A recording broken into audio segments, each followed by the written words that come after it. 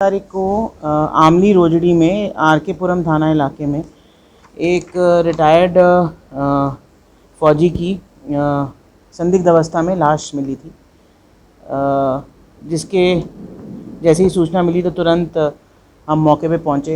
SHO IPS probationer Siddharth Srivastava, CO4 Manish, मैं FSL से उसकी पूरी गहनता से पूरे जो घटनाक्रम था उसका नक्शा मौका बनाया गया, साक्ष्य उठाए गए।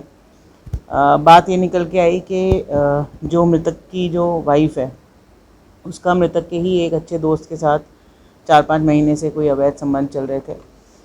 मृतक और मृतक की वाइफ के बीच में कुछ अनबन चल रही थी। मृतक जो है वो अपनी वाइफ को मारता पीटता भी था, कभी कभी उसे घर में बंद भी कर देता था, जिसकी वजह से वो एक एक्स्ट्रा मैरिटल रिलेशनशिप में गई। और मृतक की पत्नी जिसका नाम है दीपिका, उसने अपने इस दोस्त देवेश शर्मा और देवेश का एक साथी विष्णु सिंह, इन तीनों ने मिलकर जब घर पे कोई भी नहीं था तब उसका गला घोंटकर उसकी हत्या कर दी।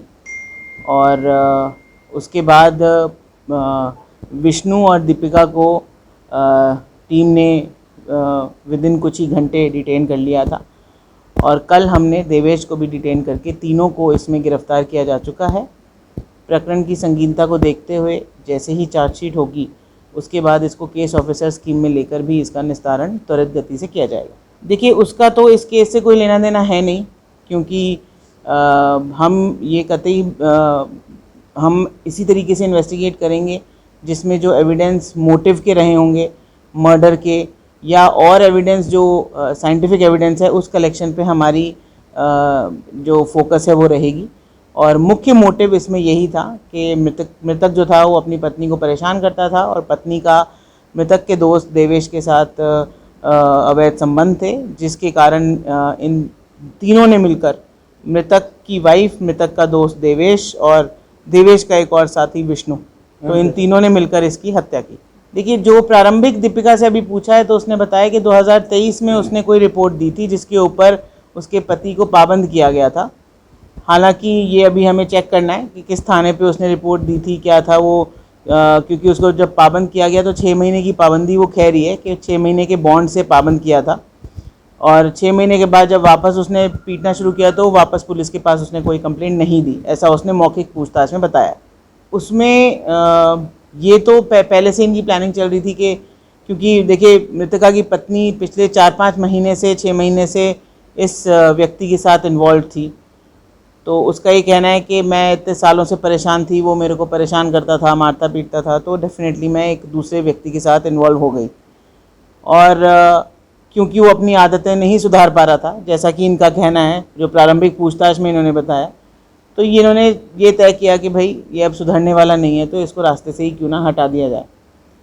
परंतु ये अभी प्रारंभिक पूछताछ है। अभी आज हमने कल गिरफ्तार किया है तो आज हम पेश भी करेंगे माननीय न्यायालय के सम्मुख, इनकी पीसी भी लेंगे और विस्तृत पूछताछ करके इसमें गहनता से अनुसंधान कर इसमें इस प्रकरण को नतीजे तक पहुंचाएंगे। देखिए, हमारे पास जो केस है वो मर्डर का है। मर्डर की इन्वेस्टिगेशन में हमारे पास पर्याप्त साक्ष्य हैं और उसके बाद अभी हम जब पीसी पे लेकर आएंगे तो इनसे और अनुसंधान में और पूछताछ में और डिटेल्ड इन्वेस्टिगेशन होगी। मर्डर की इन्वेस्टिगेशन में इन तीनों का रोल आया है, जिसके तहत इनको अरेस्ट किया गया है और कानूनी प्रावधान के तहत इनके चार्जशीट भी जल्द पेश की जाएगी। ये सारी चीज़ें अभी अनुसंधान का विषय है और इन्होंने क्योंकि हमने पूरे घटनास्थल का निरीक्षण साइंटिफिक एजेंसी एफएसएल और एमओबी से कराया, तो इसलिए हमारे पास साइंटिफिक एविडेंस के कलेक्शन है और बाकायदा इसमें इन्वेस्टिगेशन प्रॉपर तरीके से करके इसमें चालान पेश करेंगे। इन्होंने घर वालों को बताया था, बट घर वालों को जब शक हुआ तो उन्होंने पुलिस को इन्फॉर्म किया।